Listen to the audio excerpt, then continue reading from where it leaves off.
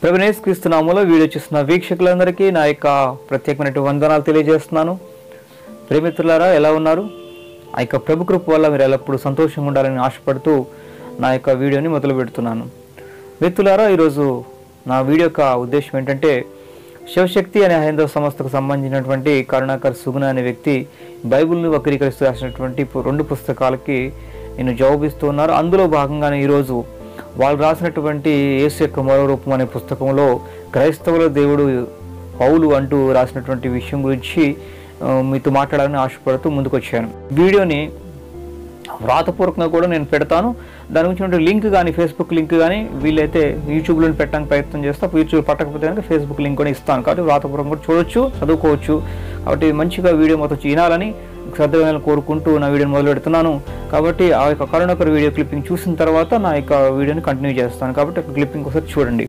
యెహోవా ఈ జంతువుల గురించి చెప్తూ యెహెజ్కేలు 46, 13, 14 యెహెజ్కేలు 46వ అధ్యాయం 13, 14 వచనాల్లో, మరియు ప్రతిదినము నిర్దోషమైన ఏడాది మగ గొర్రె పిల్లలను దహన బలిగా అర్పింపవలెను. ప్రతిదినము, ప్రతిరోజు నిర్దోషమైన ఏడాది మగ గొర్రె పిల్లల్ని దహన బలిగా అర్పించాలి.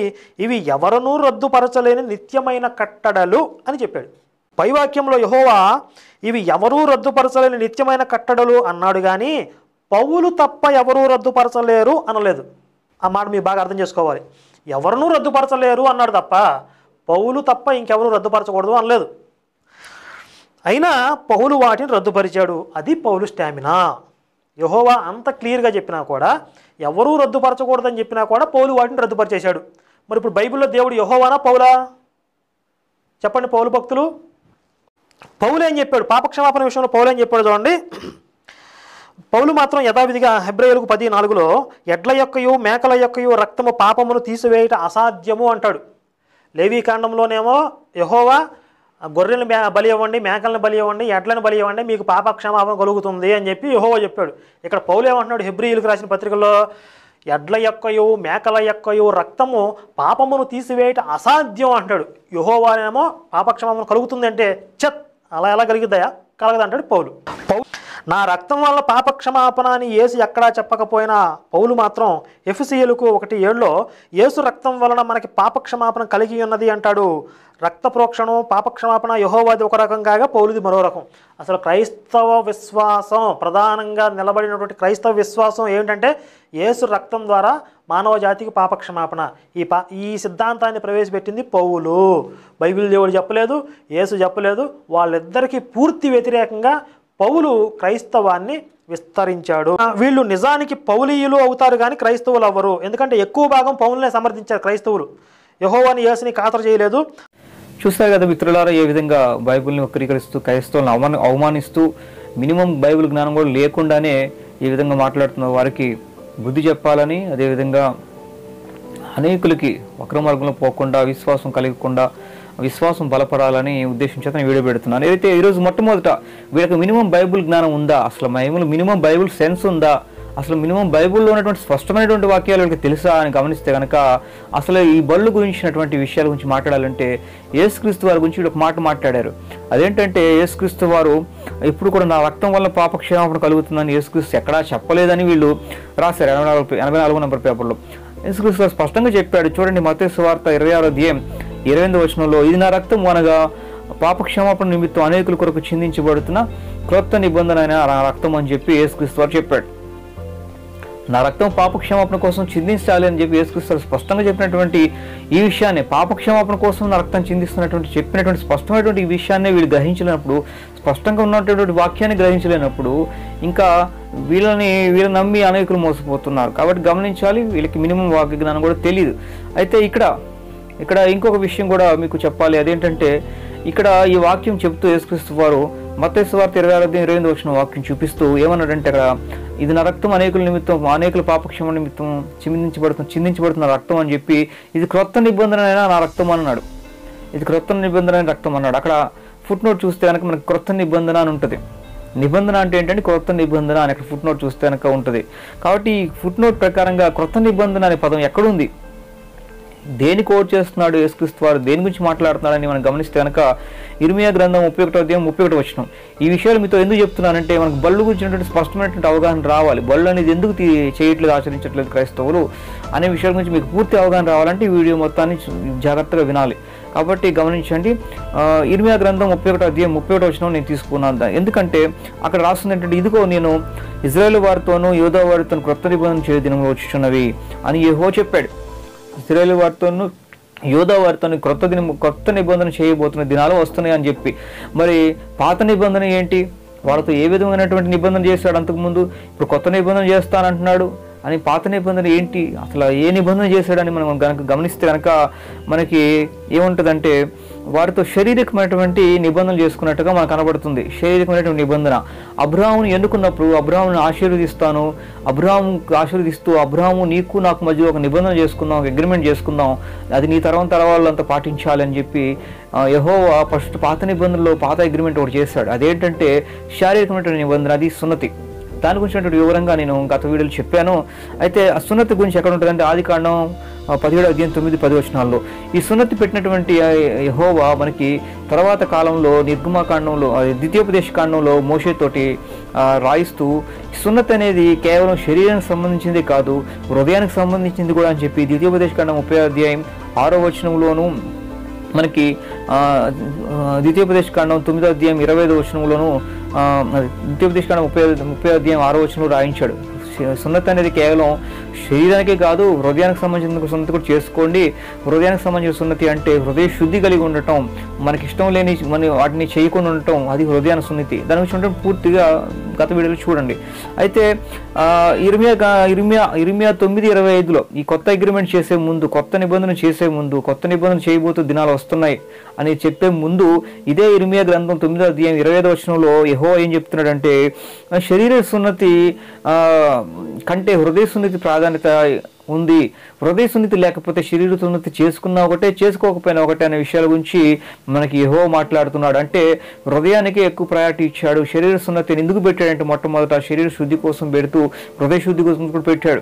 అది ఆరోగ్యరీత్యా కూడా మంచిదే, అది సైంటిస్టులు కూడా మనం చెప్తారు. సైన్స్ పరంగా కూడా శరీర సున్నతిని మంచిదని చెప్తారు. కాబట్టి ఆ విధంగానే అగ్రిమెంట్ చేసుకున్నాడు. అయితే దానికంటే ముఖ్యంగా హృదయ సున్నతి చేసుకోవాలని మనకి ఆది కాండంలోను అదేవిధంగా ద్వితీయోపదేశ కాండంలోను అనేక విషయాల గురించి ఉన్నాయి.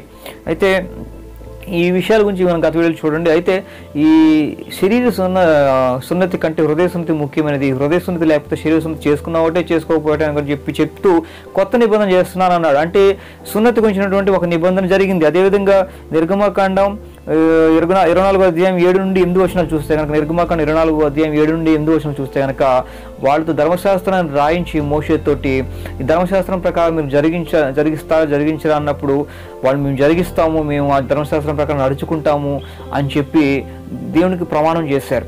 ప్రమాణం చేసినటువంటిప్పుడు అక్కడ ఒక బలి పశువుని కట్ చేసి ఆ రక్తం వాళ్ళ మీద చిలకరించి, ఇది రక్తంతో కూడినటువంటి నిబంధన, ఒక నిబంధన చేసుకున్నాం, దేవునితో మీరు ఒక నిబంధన చేసుకుంటాం, మేము ప్రామిస్ చేస్తున్నాం, నువ్వు చెప్పినట్టు వింటామని అని ఒక అగ్రిమెంట్ చేసుకున్నారు. నిర్గమకాండం 24:7-8 చూస్తే కనుక ఈ విధమైనటువంటి నిబంధనలు చేశారు.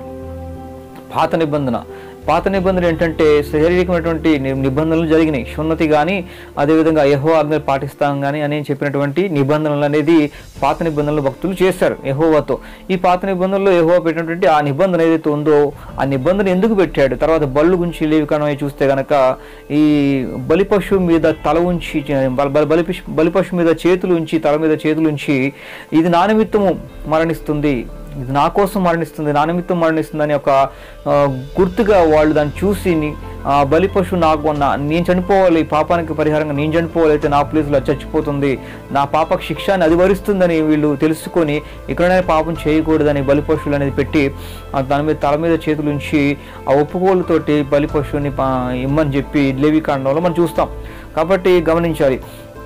ఆ విధంగా ఏదైతే పెట్టాడో శారీరకమైనటువంటి నిబంధన వాళ్ళు మీరారు, తిరిగి పాపం చేయటం మొదలెట్టారు. బళ్ళు అనేది నేను కాదు కదా పాపం చేసింది, అదే నేను కాదు కదా మరణించింది, పాపం చేసింది నేనప్పటికి కూడా అది మరణిస్తుంది కదా, నాకేం పోయిందిలే అన్నట్టుగా వీళ్ళు ఆచారపూర్వకంగా ఉన్నారు తప్ప ఇంక మారటం అనేది లేదు, ఆచారపూర్వకంగా చేస్తున్నారు. కాబట్టి ఈ విధంగా శరీరమైనటువంటి నిబంధనలు ఏతున్నాయో ఇవన్నీ వాళ్ళు మీరారు. శారీరక నిబంధన, మేము దేవుడు చెప్పినట్టుగా వింటాం, ఆయన ఆజ్ఞల ప్రకారం నడుచుకుంటాం అని నిబంధన ఏదైతుందో వాళ్ళు మీరారు. ఈ మీరిన పరిస్థితుల్లో దేవుడు ఏం చేశాడంటే ఈ వాళ్ళని హృదయాంతరంగాల్లో ఆయన నిబంధన వాక్యాన్ని ఉంచి, వాళ్ళ హృదయాంతరంగాలు ఉంచి, ఆ హృదయమైన పలకల మీద ఆయన ఆజ్ఞలు రాసి హృదయాంతరంగాల్లో ఉంచి, అక్కడ దేవుని ఆత్మను ఉంచి మనకు పాప ప్రాయశ్చిత్తం అంటే పాపానికి ఉంచినటువంటి పశ్చాత్తాపం, నిజమైన పశ్చాత్తాపం కలిగేలాగా వీళ్ళకి సహకారంగా ఉండాలి. అదేవిధంగా వీళ్ళకి గుర్తు చేసే విధంగా, పశ్చాత్తాపం కలిగించే విధంగా నా ఆత్మ ఉంచాలి అని గుర్తుతేత ఏదో పలకల మీద ఏదో ఒక దగ్గర ఆజ్ఞలు అన్నట్టు కాకుండా వీళ్ళ హృదయంలోనే ఎల్లప్పుడూ నా ఆజ్ఞలు ఉంచి వీళ్ళకి జ్ఞాపకం చేస్తూ ఒక పరిశుద్ధమైన మార్గంలో తీసుకొని వెళ్ళాలని, అదేవిధంగా పాపాన్ని జయించినటువంటి వీళ్ళకి సహకరించి పాపాన్ని జయించే శక్తిని నా ఆత్మ ద్వారా ఇవ్వాలని ప్రణాళిక చేశాడు. అదే ఇర్మియా గ్రంథం 31వ అధ్యాయంలో 31వ వచనం ఉంటాయి. కాబట్టి గమనించాలి. అంటే ఏంటి అర్థం? ఈ విధంగా హృదయానికి సంబంధించినటువంటి నిబంధన తీసుకొచ్చాడు. కేవలం శరీరం సంబంధించినటువంటి నిబంధనలు ఎన్ని ఉన్నాయో అవన్నీ పాత నిబంధన, హృదయానికి సంబంధించిన నిబంధనలు చేశాడు, అదే కొత్త నిబంధన. కాబట్టి గమనించాలి. ఈ నిబంధన గురించినటువంటి రక్తమే నా రక్తం అని, కొత్త నిబంధన గురించినటువంటి రక్తం ఏదైతే ఉందో అది నా రక్తం అని యేసుక్రీస్తు వారు తెలియజేశాడు. మరి కొత్త నిబంధన హృదయానికి సంబంధించింది కదండి. మరి ఇక్కడ యేసుక్రీస్తు వారు రక్తం చెందాల్సిన అవసరం ఏంటంటే ఒకే ఒక్క బలిగా, ఇక అక్కడి నుండి ఇంక బలులు అవసరం లేదన్నట్టుగా ఒకే ఒక్క బలిగా యేసుక్రీస్తు వారు మరణించాలి. అందరు అపరాధం చేసినటువంటి దాని నిమిత్తం అపరాధ పరిహార బలిగా యేసుక్రీస్తు వారు మరణించాలని యెహోవా నిర్ణయించాడు. దాని గురించి చూస్తే కనుక మనకి ఎక్కడుంటుందంటే యెషయా గ్రంథం 49వ అధ్యాయం 6వ వచనంలో నీవు కేవలం ఇజ్రాయేల్ కొరకే కాదు అన్ని జనులకు కూడా వెలుగు వలె ఉండాలని చెప్పి యెషయా గ్రంథం 49వ అధ్యాయం 6వ వచనంలోను, యెషయా గ్రంథం 53వ అధ్యాయం 11 నుండి 12 వచనాలు చూస్తే కనుక నీవు అపరాధ పరిహారార్థ బలిగా అనేకుల నిమిత్తం నువ్వు మరణించాలి, నువ్వు దీర్ఘాయుష్మంతుడిగా లెగాలి, నువ్వు నిర్దోషిగా ఉండాలి. నిర్దోషమైనటువంటి గొర్రెపిల్లగా అంటే ఏ పాపము లేనటువంటి వాడిగా, ఒక వ్యక్తి గురించి మాట్లాడుతున్నాడు, ఒక పశువు గురించి కానే కాదు, అతను అపరాధ పరిహారార్థ బలిగా అంటే పశువు కాదు, అప్పుడు దాకా పశువుల్ని అపరాధ పరిహారార్థ బలిగా పశువుల్ని ఇచ్చేవాళ్ళు. అయితే ఇక్కడ అతను అని ఒక వ్యక్తిని, ఒక మనిషిని సంబోధిస్తూ అతను మన కోసం అపరాధ పరిహారార్థ బలిగా మరణించి దీర్ఘాయుష్మంతుగా లెగుస్తాడు. ఇతను యందు విశ్వసించిన వాళ్ళకి, ఇతను నమ్మిన వాళ్ళకి నిర్దోషులుగాను పాపం లేని వాళ్ళు అవుతారు అనే విషయాల గురించి మనకి యెషయా గ్రంథంలో రాయబడి ఉంది. కాబట్టి యెషయా గ్రంథం 53వ అధ్యాయం 11 నుండి, అదేవిధంగా యెషయా గ్రంథం 49వ అధ్యాయం 6వ వచనంలో ఈ విషయాల గురించి రాయబడి ఉంది. కాబట్టి ఈ విధంగా యెహోవా ఒక ప్రణాళిక చేసి యేసుక్రీస్తులో మరి పాపానికి శిక్ష తీసివేయలేదు. పాపానికి శిక్ష ఉంటుంది. పాపానికి శిక్ష ఏదో నా కుమారులు కదా, నా పిల్లలు కదా అని ఎత్తివేలా దేవుడు. ఆయన నీతిమంతుడు, న్యాయవంతుడు, ఆయన సింహాసనానికి నీతి న్యాయములు ఆధారములు. కాబట్టి ఆయన పాపానికి శిక్ష తీసివేయలేదు, కానీ పాపానికి శిక్ష విరుగుడుగా ఒకే ఒక్క బలి ఇవ్వాలనుకున్నాడు, అదే యేసుక్రీస్తు. ఎందుకంటే పశువుల యొక్క బలి ఏదైతే ఉందో మనిషి చేసిన తప్పుకి నిజానికి మనిషే మరణించాలి. మనిషి చేసిన తప్పుకి పశువు మరణించడం ఏంటి సమానం కాదు. కానీ ఏదో పశువుని చూసానే నేర్చుకుంటారని దేవుడు పెట్టాడు, కానీ అది మనిషి ఆచరించాల. తర్వాత మనిషిని శిక్షించడం మొదలెట్టాడు. శిక్షించినప్పుడు తిరిగి పశ్చాత్తాపడి వాళ్ళు క్షమాపణ అడిగినప్పుడు దేవుడు క్షమించేవాడు. తిరిగి మరి పాపం చేసేవాళ్ళు. ఇలా కాదు, కంటి ముందు చూసినా నేర్చుకోలేకపోయారు, శరీరం మీద భరించినా నేర్చుకోలేకపోయారు, హృదయాంతరంగాలు పెట్టాలనుకున్నాడు, ఇది ఆఖరిది. కాబట్టి హృదయాంతరంగాల్లో దేవుడు ఆజ్ఞలు మనకి పెట్టాడు.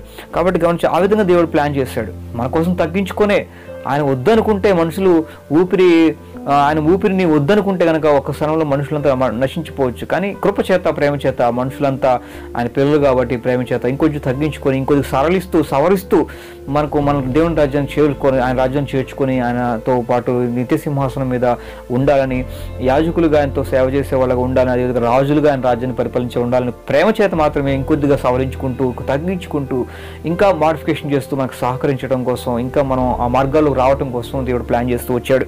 కాబట్టి ఆ భాగంలోనే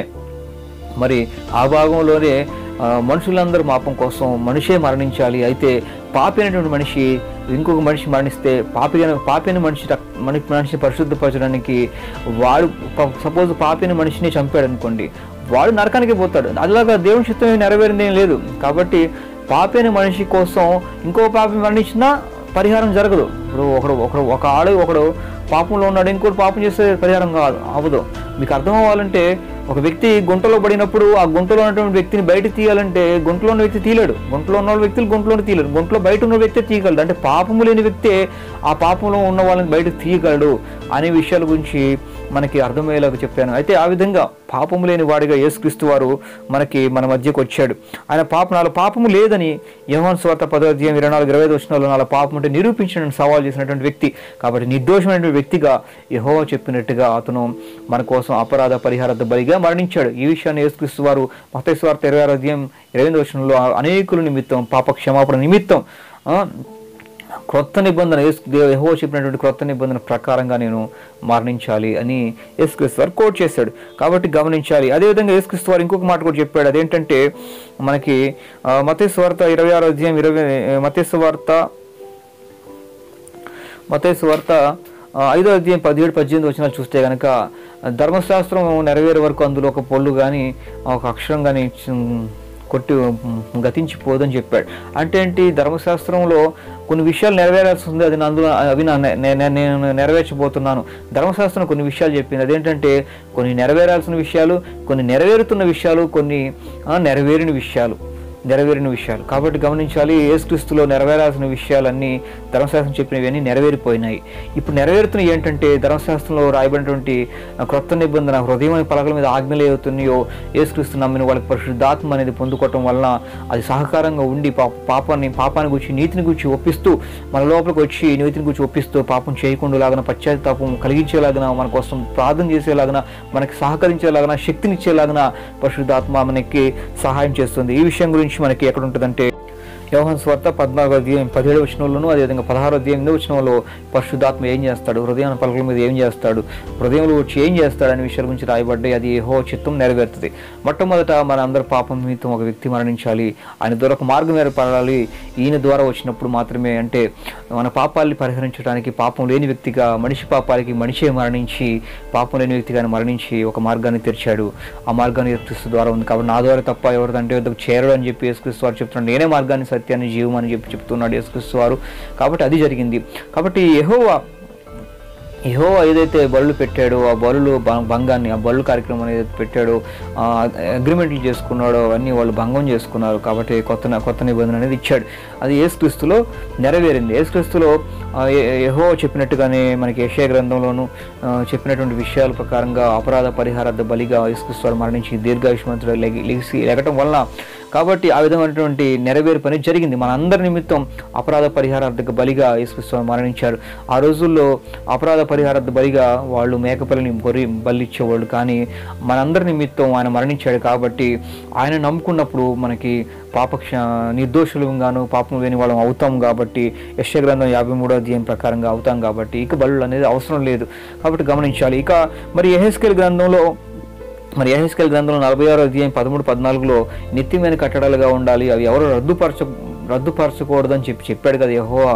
మరి మీరు ఎలా రద్దుపరుస్తారు అని అడిగినటువంటి సందర్భాన్ని బట్టి నేను చెప్పేది ఏంటంటే, ఏర్పరిచినటువంటి యెహోవా, నిత్యమైన కట్టడగా ఏర్పరిచినటువంటి యెహోవా ఎవరూ రద్దుపరచలేరు అన్నాడు. కానీ ఆయన పెట్టినటువంటి యెహోవాని రద్దుపరచకూడదా? ఆయన పెట్టినటువంటి యెహోవానే వాటిని రద్దుపరచకూడదా, వాటిని మార్చకూడదా? పెట్టినటువంటి యెహోవాకి అధికారం ఉంది. కాబట్టి యెహోవా కొన్ని విషయాలు మనకి చెప్పాడు. అది చూడండి. ఈ విషయాలు చెప్పిన తర్వాత యెహోవా మనకి ఈ విషయాలు యెహెజ్కేలు జరిగిన తర్వాత కొన్ని విషయాలు మనకి యెహోవా పలికాడు. చూడండి, ఆయన రద్దుపరిచాడు అంటానికి కొన్ని వాక్యాలు మీకు చూపిస్తాను. అదేంటంటే, మొట్టమొదట ఈ యెహెజ్కేలు గ్రంథం 46:13-14 మనకి 13-14 ఏవైతే ఉన్నాయో ఇవి అంటే ఒక గొర్రెపిల్ల, నిర్దోషమైనటువంటి గొర్రెపిల్ల బలి ఇవ్వాలి, దహన బలిగా బలి ఇవ్వాలి, బలిగా ఇవ్వాలి, ఉదయం ఒకటి సాయంత్రం ఒకటి ఇవ్వాలని యెహెజ్కేలు 46:13-14 బలి ఇవ్వాలి. ఇవి నిత్యమైనగా నిత్యంగా జరిగించాలని యెహోవా చెప్పాడో వీటి గురించి స్పష్టమైనటువంటి ఇంకా విషయం ఏంటంటే, నిర్గమకాండం 29:42-44 నిర్గమకాండం 29:42-44 చూస్తే కనుక ఇక్కడ ఏం జరుగుతుందంటే, అలాగా బలి ఇవ్వటం దేనికంటే, బలి ఇచ్చినప్పుడు ఏమైందంటే యెహోవా వాడి మధ్యకు వస్తాడు, వాళ్ళని పరిశుద్ధపరుస్తాడు, వాళ్ళతో మాట్లాడతాడు, వాళ్ళకి దేవుడుగా ఉంటానని చెప్పాడు. ఇలా జరిగినప్పుడు ప్రతినిత్యం యెహోవా వాళ్ళతో మధ్యలో ఉండేవాడు, వాళ్ళని పరిశుద్ధపరిచేవాడు, వాళ్ళతో మాట్లాడేవాడు, వాళ్ళ దేవుడిగా ఉండేవాడు. యాజకుల ద్వారా జరిగేది ఇదంతా. కానీ ఎప్పుడైతే వీళ్ళు ఆ విధంగా బలులు అయితే ఇస్తున్నారు కానీ వీళ్ళు హృదయాన్ని మార్చుకున్నప్పుడు, వీళ్ళు ఆచారంగా మాత్రం చేస్తూ, శారీరకంగా మాత్రం చేస్తూ హృదయాన్ని మార్చుకున్నప్పుడు, మనకి యెహెజ్కేలులో చెప్పినటువంటి విషయం తర్వాత ఏం జరిగింది, దీనికి ముందు చాలా విషయాలు చెప్పాడు. మరి యెహెజ్కేలు తర్వాతే కదండి చెప్తేనే కదా మరి సమ్మతంగా ఉంటుంది. కాబట్టి గమనించండి, యెహెజ్కేలు తర్వాత విషయాలు చెప్తాను. యెహెజ్కేలులో ఈ విషయం చెప్పిన తర్వాత యెహోవా ఏమనంటే, హోషేయ గ్రంథం 5వ అధ్యాయం 6వ వచనంలో చూస్తే కనుక వారు గొడ్లను ఎడ్లను తీసుకుని యెహోవాను వెతకబోదురు గాని ఆయన వారికి తన్ను మరుగు చేసుకొనినందున వారికి కనపడకుండును. వారు ఎడ్లను గొడ్లను వాటిని తీసుకొచ్చి నాకు పాప పరిహారం కోసం అని చెప్పి వాళ్ళు బలిస్తారు కానీ నేను వాళ్ళకి కనపడను, వారికి కనపడకుండును అని చెప్పి నేను మరుగు చేసుకుంటానని చెప్పాడు. ఎందుకంటే వాళ్ళ దోషాన్ని వాళ్ళు విడిచిపెట్టట్లేదు కాబట్టి.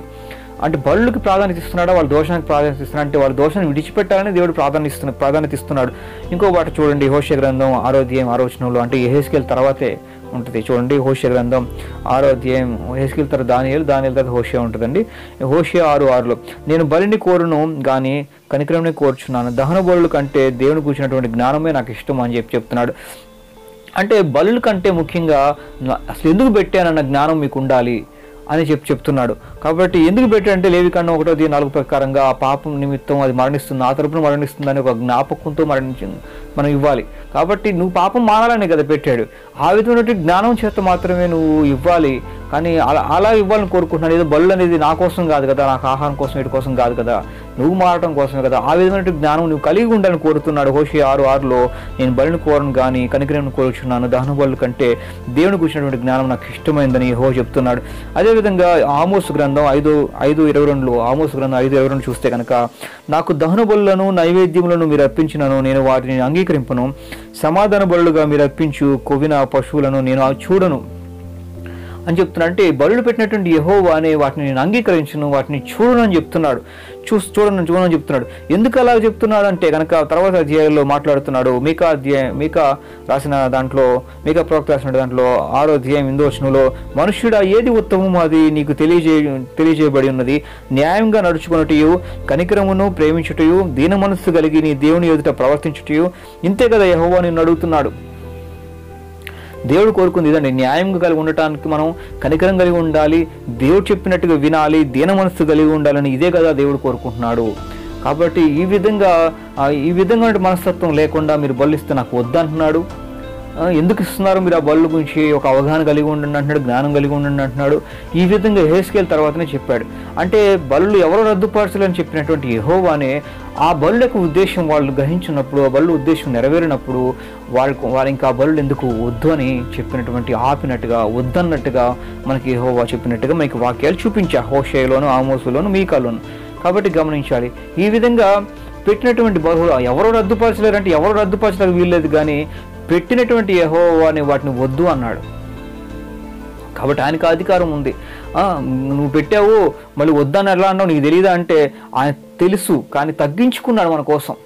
నువ్వు బళ్ళు నాతో మీరు అగ్రిమెంట్ చేసుకున్నావు, నువ్వు వినలేదు కాబట్టి నేను చంపేస్తాను, మొత్తం అందరం చంపేయలేదు. మన బలహీనతలను బట్టి మనం చేయలేకపోతున్నామని గమనించి మనల్ని క్షమిస్తున్నాడు, మనకు శక్తినిచ్చే విధంగా పవరిస్తున్నాడు, అనుకున్న విధంగా రీచ్ అవ్వటానికి మనకి శక్తినిచ్చే విధంగా ప్లాన్ చేస్తున్నాడు. అంటే మన కృప అని దేవుడుగా ఆయనకి తగ్గించుకోవాల్సిన అవసరం లేదు, కానీ ప్రేమ చేత కృప చేత మాత్రమే తగ్గించుకుంటూ ఆ బళ్ళు కార్యక్రమం కంటే ముఖ్యంగా హృదయానుసరంగా మార్చాలి. కాబట్టి అనే భవిష్యత్తుని ఎరిగిన దేవుడు భవిష్యత్తులో రాబోతున్న దినాల్లో మీతో కొత్త నిబంధన చేయ దినములు వచ్చున్నాయని చెప్పి ఇర్మియా గ్రంథం 31:31లో చెప్పాడు. కాబట్టి పెట్టినటువంటి బళ్ళు ఏదైతే ఉన్నాయో యెహోవాని రద్దుపరిచాడు. అయితే యేసుక్రీస్తు వారు కూడా ఏం చెప్పారంటే యెహోవా ధర్మశాస్త్రం నాలో నెరవేరుతుంది. ఏదైతే ఇర్మియా గ్రంథంలో గాను యెషయా గ్రంథంలో చెప్పినటువంటి విషయాలు ఏదైతే ఉన్నాయో, ఈయన మరణించాలి, దీర్ఘాయుష్మంతులు లెగాలి, అందరి నిమిత్తం ఈయన అందరి పాపాలు క్షమించాలని యెహోవా చెప్పినటువంటి విషయాల ప్రకారంగానే ఈయనని మరణించాడు. కాబట్టి ఈయన కూడా మనకి బళ్ళు గురించి చెప్పినటువంటి విషయం యేసుక్రీస్తు వారు కూడా అవి నెరవేరితే కానీ అవి నెరవేరే వరకు ఒక పొల్లు కూడా పోదని చెప్పాడు. మనకి అవి నెరవేరితే కానీ ఒక పొల్లు కూడా గతించదని చెప్పాడు మత్తయి సువార్త 5:17లో. అంటే ఏంటి, కొన్ని నెరవేరాల్సిన విషయాలు ఉన్నాయి, అవి నెరవేరుతాయి నాలో, అవి ధర్మశాస్త్రంలో నెరవేరితే కనుక పోయినట్టే. కొన్ని ధర్మశాస్త్రంలో పొల్లు కూడా తప్పిపోదంటే అవి నెరవేరు వరకు అన్నాడు. ఆ మాట గుర్తుపెట్టుకోండి, అక్కడ నెరవేరు వరకు. నెరవేరితే అంటే ఇంకా ఫ్యూచర్లో ప్రవచనం రాశాడు దేవుడు. అవి నెరవేరినప్పుడు ఇంకా మళ్ళీ తప్పిపోయినాడు, ఫెయిల్ అయితే తప్పిపోయినట్టు. నెరవేరింది కాబట్టి ఆ విధంగా నెరవేర్చాడు కాబట్టి ఇంకా బలులు అనేది అవసరం. అయితే యేసుక్రీస్తు వారు బళ్ళు సమర్థించలేదు, వ్యతిరేకించలేదని రాశారు. ఆయన చూడండి బలుని సమర్థించాడు. ఎక్కడంటే మనకి యోహాను సువార్త 1వ అధ్యాయంలో ఉంటుంది. యోహాను సువార్త 1వ అధ్యాయం 29వ వచనంలో ఏముంటుందంటే అక్కడ యోహాను ఏమంటాడంటే, ఇదిగో లోక పాపమును మోసుకుని పో దేవుని గొర్రె పిల్ల అని యేసుక్రీస్తుని చూసి అంటాడు. అన్నప్పుడు యేసుక్రీస్తు వారు నేను కాదు, లోక పాపాలు మోసుకెళ్ళిపోయే గొర్రెపిల్ల నేను కాదు అని ఏమి అనలా. అంటే ఏంటి అర్థము? ఈయన చూపిస్తూ ఈ లోక పాపాలు మోసుకెళ్ళిపోయి దేవుని గొర్రెపిల్ల అని అంతమంది ముందు అన్నప్పుడు యేసుక్రీస్తు వారు మౌనంగా ఉన్నాడు. అంటే ఏంటి? లోక పాపాలను మోసుకుని పోయటానికి దేవుని గొర్రెపిల్ల నేనే అని చెప్పి ఒప్పుకున్నాడు. అంటే ఒప్పుకున్నాడు మాటతో పలికాడా అంటే మనకి మత్తయి సువార్త 26:28 వచనంలో అనేకుల నిమిత్తం పాప క్షమాపణ నిమిత్తం చిందించబడుతున్న నిబంధన రక్తం అన్నాడు. అంటే ఏంటి? పాపాల నిమిత్తం నా రక్తం చిందించబడాలి అని చెప్పి యేసుక్రీస్తు వారు కూడా పలికాడు. అంటే ఏంటి? బలు ఒప్పుకున్నాడు. ఇక్కడ మనకి యోహాను లోక పాపాలు మోసుకెళ్ళిపోవటానికి దేవుని గొర్రెపిల్ల అంటే పాత నిబంధనలో పాప క్షమాపణ కోసం గొర్రెపిల్లని బలిచ్చేవాళ్ళు. ఆ గొర్రెపిల్లి ఈయన అన్నప్పుడు ఇక్కడ ఈ పాపాల కోసం గొర్రెపిల్లని బలివ్వటం ఏంటి, నన్ను బలివ్వటం ఏంటి, నేను గొర్రెపిల్లని కాదు కదా, ఏమి మాట్లాడాలి? అంటే ఏంటి? పాపాల కోసం గొర్రెపిల్లని ఇవ్వటం వాస్తవమే. ఆ పాపాల కోసం ఇప్పుడు నన్ను బలిచ్చుకోవాలి, యెహోవా పెట్టిన కొత్త నిబంధన ప్రకారం బలిచ్చుకోవాలని యేసుక్రీస్తు వారు ఒప్పుకున్నాడు. కాబట్టి వ్యతిరేకించాల. కాబట్టి గమనించాలి, యేసుక్రీస్తు వారు బలుల్ని వ్యతిరేకించలేదు, బలుని అంగీకరించాడు, తన మీద వేసుకున్నాడు అది అనే విషయాల గురించి మనకి అర్థమవుతుంది. ఇక యేసుక్రీస్తు వారి గురించి ఇంకొక మాట చెప్పారు. ఏంటంటే యేసుక్రీస్తు వారంట ప్రవక్తగా విశ్వసిస్తే చాలని చెప్పి అన్నారంట. ఆ క్లిప్పింగ్ కూడా ఒకసారి చూడండి. పాపక్షమాపణ కోసం మారు మనసు పొంది తనను ప్రవక్తగా విశ్వసించాలి అని చెప్పాడు. చూస్తారు కదా, యేసుక్రీస్తు వారి గురించి మినిమం అవగాహన లేకుండా మాట్లాడుతున్నారు.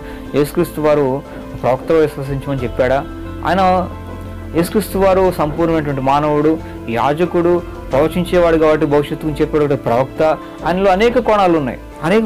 అందులో యేసుక్రీస్తు వారు ఏం కోరుకున్నాడు, యేసుక్రీస్తు వారిని ఎలా చూడాలని కోరుకున్నాడు అని మనం గమనిస్తే కనుక మనకి యేసుక్రీస్తు వారిని యూదులు ఒక ప్రశ్న వేశారు, సూటిగా ఒక ప్రశ్న వేశారు. నువ్వు క్రీస్తు అయితే మాతో చెప్పు, ఎన్నాళ్ళు మమ్మల్ని సందేహపెడతావు, నువ్వు క్రీస్తువా కాదా మాకు చెప్పు అని నిలదీశారు యేసుక్రీస్తు వారిని. నిలదీసినప్పుడు యేసుక్రీస్తు వారు ఏం చెప్పాడు చూడండి.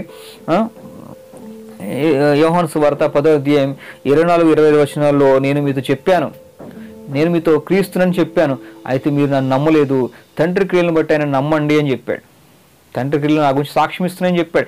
యెహోవా చెప్పిన ప్రకారంగా నేను నెరవేరుస్తున్నా అంటే యెహోవా ఏదైతే చెప్పాడో నా గురించి, క్రీస్తు గురించి ఉన్నటువంటి ప్రవచనాలు ఏవైతున్నాయో అవన్నీ నేను నెరవేరుస్తున్నాను, అవే నా గురించి సాక్ష్యం ఇస్తాయి. సాక్ష్యమైన నమ్మండి రా బాబు అని చెప్పాడు. నేను క్రీస్తునని చెప్పాను అన్నాడు. మళ్ళీ క్రీస్తునని చెప్పాను, ఆయన మీరు నమ్మరు అని చెప్పాడు. మళ్ళీ ఇంకొకటి మనకి శిష్యులకి చెప్పాడా అంటే శిష్యులకు కూడా చెప్పాడు. శిష్యులను అడిగాడు, ప్రజలంతా నా గురించి ఏమనుకుంటున్నారు అని అడిగినప్పుడు ప్రజలు కొంతమంది ఏలియా అని, కొంతమంది ప్రవక్త అని, ప్రవక్తలలో ఒకడని, కొంతమంది అని చెప్పి అలా అనుకున్నారు. ఈయన ఏలియా అని, కొంతమంది ప్రవక్తల్లో ఒకడని అనుకుంటున్నారు అని చెప్పినప్పుడు శిష్యుల్ని మీరేమనుకుంటున్నారు అన్నప్పుడు నువ్వు దేవుడు పంపించినటువంటి క్రీస్తువి, నువ్వు దేవుని పంపించిన పరిశుద్ధుడివి, క్రీస్తుని ఒప్పుకున్నారు. అప్పుడు అన్నప్పుడు ఈ విషయం ఎవరికి చెప్పబోకన్నానని క్రీస్తునే ఆ శిష్యులు కూడా దేవుడే మీకు తెలియజేశాడు ఈ విషయాల గురించి అని చెప్పి మనకి మత్తయి సువార్త 16వ అధ్యాయం 33 మత్తయి సువార్త 16వ అధ్యాయం 13-20 ఉంటుంది. అంటే యేసుక్రీస్తు వారు ఏం కోరుకుంటున్నాడంటే క్రీస్తు వలె చూడాలని కోరుకుంటున్నాడు. క్రీస్తు అంటే ఏంటంటే గమనిస్తూ, క్రీస్తు అంటే అభిషేకించబడిన వాళ్ళు, క్రీస్తు అంటే రక్షకుడు అనుకుంటారు చాలా మంది. వీళ్ళు కూడా పుస్తకాలు రాశారు క్రీస్తు అంటే రక్షకుడు అంటే. మినిమం బైబిల్ జ్ఞానం లేదు కదా వీళ్ళకి. క్రీస్తు అంటే అభిషేకించబడిన వాడు, యేసు అంటే రక్షకుడు అని అర్థం. దేని నుండి రక్షిస్తా అంటే మనల్ని పాపాల నుండి. ఆయన పాప పరిహారం కోసం మన పాప అపరాధ పరిహారార్థ బలిగా ఆయన మరణించి మన పాపాల నుండి విడిపిస్తాడు. కాబట్టి మన పాపుల రక్షకుడు అని, మన పాపను విడిపించే రక్షకుడుగా యేసు అనే పేరు ఆయనకి. అదేవిధంగా ఆయనకి క్రీస్తు అని ఎందుకని ఉంటుంటే ఆయన అభిషేకించబడు, ఒక పని నిమిత్తం దేవుడి చేత అభిషేకించబడిన వాడు. కాబట్టి యేసు క్రీస్తు అని అంటాం మనం, రక్షకుడు, దేవుని కోసం దేవుని పని నిమిత్తం అభిషేకించబడినటువంటి రక్షకుడు, మన పాపుల రక్షకుడు అనే యేసు క్రీస్తు అనే భావం. దీని గురించి మత్తయి సువార్త 1వ అధ్యాయం 1వ వచనంలోనూ 21వ వచనం చూస్తే కనుక యేసు అంటే క్రీస్తు అంటే అర్థం ఏంటో ఆ ఫుట్ నోట్లో మీరు చూడొచ్చు. కాబట్టి గమనించాలి. ఇలాగా ఇలాగా ఇది అండి. కాబట్టి ఇది ఈ విధంగా యెహోవా యేసుక్రీస్తులో ఏర్పాటు చేసినటువంటి బలులు ఏతున్నాయో ఆయన నెరవేర్చాడు. నెరవేర్చబడ్డాయి కాబట్టి అవి చేయక్కర్లేదు. అదేవిధంగా యెహోవా మనల్ని ప్రేమించి పాత నిబంధనలో వాళ్ళు చేసినటువంటి ఏదైతే అగ్రిమెంట్లు ఉన్నాయో అవి వాళ్ళు భంగం చేసుకున్నారు కాబట్టి కొత్త అగ్రిమెంట్లో మనల్ని తీసుకొచ్చాడు. ఈ విధంగా మనలందరినీ అంటే గుర్తుపెట్టుకున్న ఆది కాండం నుండి అబ్రహాముతో భూమి మొత్తాన్ని రక్షించాలని ఒక ప్రణాళిక కలిగి ఉన్నాడు. కాబట్టి ఆ ప్రణాళికలో బలుల ద్వారా కాకుండా సున్నత వీటన్నిటి ద్వారా కాకుండా హృదయం అనే పలకల మీద ఆయన రాజ్ఞ రాసి పరిశుద్ధాత్మ సహాయం ఇచ్చి మనల్ని ఆయన సన్నిధి చేర్చుకోవాలని గొప్ప తలంపు చేత మనల్ని ఎన్నుకున్నాడు. ఇది కాబట్టి యేసుక్రీస్తు వారు బలులు నెరవేర్చాడు. యెహోవా బలులు నెరవేర్చబడుతుంది యేసుక్రీస్తు చెప్పాడు. యెహోవా అనే బలులు వద్దన్నాడు. కాబట్టి ఈ విషయాలే పౌలు గారు రాశాడు తప్ప మనం పౌలు గారిని చూసి బలులు ఆపలేదండి. పౌలు గారిని చూసి బలు ఆపలేదు. మనకు పస్కా పశువుగా యెహోవా పెట్టిన బలి ఏదైతుందో అవి యేసుక్రీస్తులు నెరవేరినని మనం బలు ఆపాం. కాబట్టి గమనించాలి. ఇక పౌలు గారు మరి యేసు రక్తంలోనే పాపక్షమాపణ అని ఎందుకు రాశారంటే మనం ఇప్పుడుగా చెప్పాం కదా, యేసుక్రీస్తు అనేకుల పాపక్షమాపణ నిమిత్తం నా నిబంధన రక్తం అని చెప్పాడు. ఏదైతుందో ఆయన రక్తమే పాపక్షమాపణకు ఉపయోగపడద్దని రాశాడు. హెబ్రీ పత్రిక 10:4 ఎడ్ల ఎక్కువ మేకల ఎక్కువ రక్తము పాపమును తీసివేయడం అసాధ్యం అని చెప్పి రాశాడు. ఎందుకు రాశాడంటే ఏదైతే పశువుల బలుల ద్వారా మనిషి మారాలనుకున్నాడో ఒకవేళ నిజంగా పశువుల బలు ఏదైతున్నాయో అవి వాటి ద్వారా మనిషి మారితే కనుక తిరిగి మనిషి పాపం చేసేవాడు కాదు. కానీ తిరిగి మనిషి పాపం చేస్తున్నాడు అంటే నేను కాదు కదా మరణించింది, అది కదా మరణించిందని చెప్పి ఆ దృక్పథంతో పాపం చేస్తూ ఉన్నాడు. కాబట్టి అవి తీర్చలేదు. అయితే మనిషి పాపానికి మనిషే మరణించాలి. మనిషి కన్నా మనిషి పాపానికి పశువు కంటే మనిషి పాపానికి మనిషే మరణించాలి. అదే పాపాత్ముడైన మనిషి పరిహారం చేయలేడు. గుంటలో ఉన్న మనిషిని గుంటలో వ్యక్తి తీయలేడు. కాబట్టి పాపాత్ముడైన మనిషి కోసం పరిశుద్ధమైనటువంటి రక్తమే చిందించితే పరిహారంగా ఉంటుంది. ఎందుకంటే అతను మనందరి పక్షాన్ని విజ్ఞాపన చేస్తాడు. నేను పరిశుద్ధులైనటువంటి నేను శిక్ష పొందకూడదు, కానీ నీ పరిశుద్ధులైనటువంటి నేను వీళ్ళందరి కోసం శిక్ష పొందాను కాబట్టి నన్ను చూసి క్షమించయ్యా ఒక మధ్యవర్తిగా, ఒక రికమెండ్ చేసే వ్యక్తిగా మనందరి కోసం నిలబడినాడు మధ్యలో ఆయన. అందుకే యేసుక్రీస్తు వారు మనందరికి మధ్యవర్తి. పరిశుద్ధులైనటువంటి నేను మరణించాను కాబట్టి పరిశుద్ధులైనటువంటి నన్ను మరణించకూడదని మరణించాను కాబట్టి నన్ను చూసి వీళ్ళందరి కోసం క్షమించు, నేను రికమెండ్ చేస్తున్నాను క్షమించు అని చెప్పి యేసుక్రీస్తు చెప్తున్నాడు. కాబట్టి ఆ విధంగా యేసుక్రీస్తు రక్తం వల్లనే పాపక్షమాపణ కలుగుద్దని పౌలు గారు చెప్పారు. పౌలు గారు ధర్మశాస్త్రం లేని విషయాలు చెప్పాడా అంటే చెప్పలా. ఆ హెబ్రీ పత్రిక మొత్తం చూస్తే కనుక ధర్మశాస్త్రానికి సంబంధించినటువంటి విషయాలే చెప్పాడు పౌలు గారు. చూడండి, పౌలు గారు హెబ్రీ పత్రిక 10:5 ఏం చెప్పాడంటే ఈ హెబ్రీ పత్రిక 10:5 చూస్తే కనుక బలి అర్పణ నువ్వు కోరలేదు కానీ నాకు ఒక శరీరం అమర్చితి కానీ ఈ విషయాల గురించి రాశాడు. ఇది ఎక్కడుందంటే పాత నిబంధనలోనే ఉంది. పాత నిబంధనల విషయాలు అంటే కీర్తనలు 40:6-8 ఉన్న విషయాన్ని పౌలు గారు చెప్పాడు. కాబట్టి గమనించాలి, పాత నిబంధనలు ఉన్న విషయాలు పౌలు గారు చెప్పాడు. పౌలు గారు ఎప్పుడు సొంతగా ఏ విషయాలు చెప్పడు. మన ధర్మశాస్త్రంలో ప్రావీణుడు, ధర్మశాస్త్రానికి సంబంధించిన విషయాలే పౌలు గారు చెప్తాడు తప్ప కొత్త విషయాలు ఏది చెప్పడు. యేసుక్రీస్తు చెప్పిన విషయాలే ధర్మశాస్త్రం చెప్పిన విషయాలు చెప్తాడు. అవి మనకు అర్థమయ్యేలాగా పౌలు గారు చెప్తాడు. ఈ విధంగా అర్థమయ్యేలాగా చెప్పించినటువంటిది ఎవరంటే పరిశుద్ధాత్ముడు.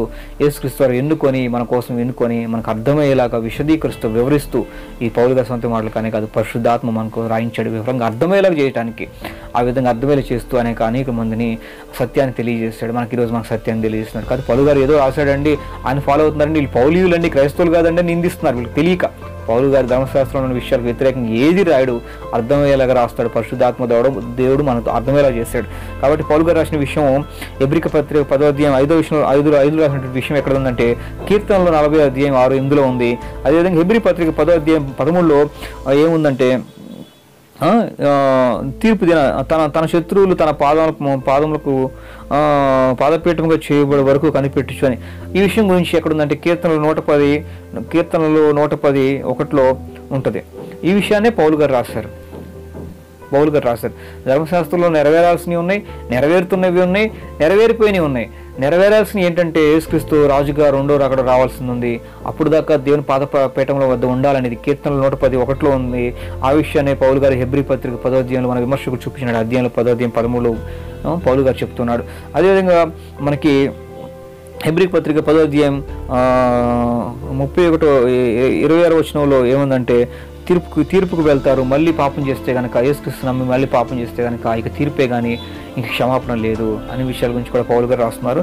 ఆ విషయాల గురించి మనకి ప్రకటన గ్రంథాల్లో ఉంటాయి. అదేవిధంగా చాలా విషయాలు ఉంటాయి. ఈ విధంగా అనేక విషయాల గురించి ఇర్మియా గ్రంథంలో విషయాల గురించి రాశాడండి పౌలు గారు.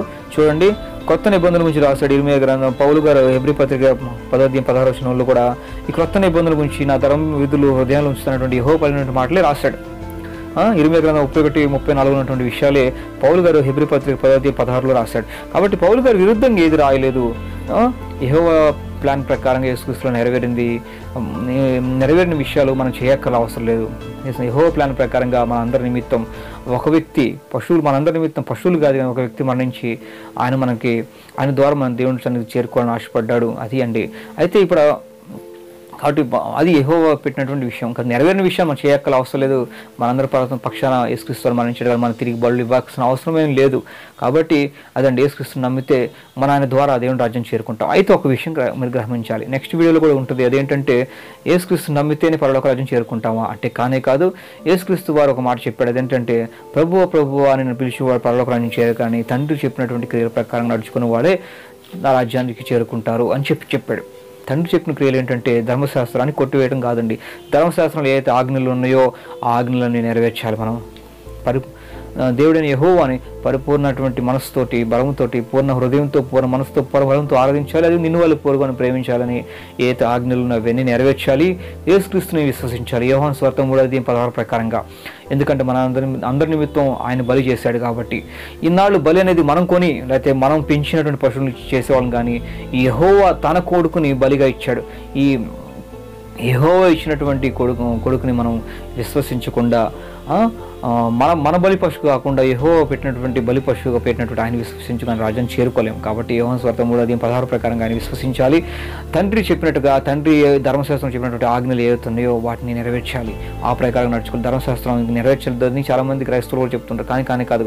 ధర్మశాస్త్రంలో సున్నతి కార్యక్రమం అనేది కానీ, అదేవిధంగా బలిపీఠం అనేది కానీ, కొన్ని శారీరక క్రియలు కానీ ఏవైతున్నాయి వాటిని ఆచరించాల్సిన అవసరం లేదు. కానీ ఆత్మ సంబంధమైనటువంటి విషయాలు, యెహోవా చెప్పినటువంటి ఆత్మ సంబంధమైన విషయాలు మనం నెరవేర్చాలి. యేసుక్రీస్తుని విశ్వసించాలి. అప్పుడే దేవుని రాజ్యానికి మనం వారసులు అవుతాం. కాబట్టి ఈ విషయాల గురించి మనం నెక్స్ట్ వీడియో చూద్దాం. ప్రభువా అనే విషయం గురించి, పరలోక ప్రభువా అని అంటే నా రాజ్యంలో చేరడని యేసుక్రీస్తుని ప్రభువా అనొద్దని కూడా వీళ్ళు భావిస్తూ వక్రీకరణ చేశారు. దాని విషయటువంటి విషయాలు, యేసుక్రీస్తుని ఆరాధనకు పాత్రుడు కాదనే విషయాల గురించి వీళ్ళు మాట్లాడారు. దాని విషయటువంటి విషయాలు నెక్స్ట్ వీడియోలో చూద్దాం. కాబట్టి ఈ విధంగా ఈ వీడియో చూసినటువంటి మీరు నచ్చితే కనుక లైక్ చేయండి, ఖచ్చితంగా లైక్ చేయండి. తద్వారా ఈ లైక్ చేయడం అనేది కూడా యూట్యూబ్ వాళ్ళు పరిగణలోకి తీసుకుంటారు. లైక్ చేయండి, అదేవిధంగా షేర్ చేయండి. ఎంత కష్టపడి చేసినటువంటి వీడియోలు సులువుగా మీరు వింటున్నారు కాబట్టి షేర్ చేసి తద్వారా అనేకులకు సువార్త విషయంలో అందించిన వాళ్ళు అవుతారు. షేర్ చేయండి, తద్వారా దేవుని పనిలో మీరు కూడా భాగస్థులు అవ్వాలని కోరుతూ, మీకు మేలు దేవుడు దీవెన కలగాలని కోరుతూ నేను విజ్ఞప్తి చేసుకుంటూ నా యొక్క వీడియోని ముగిస్తున్నాను. వందనాలండి. Thank you. Praise lord.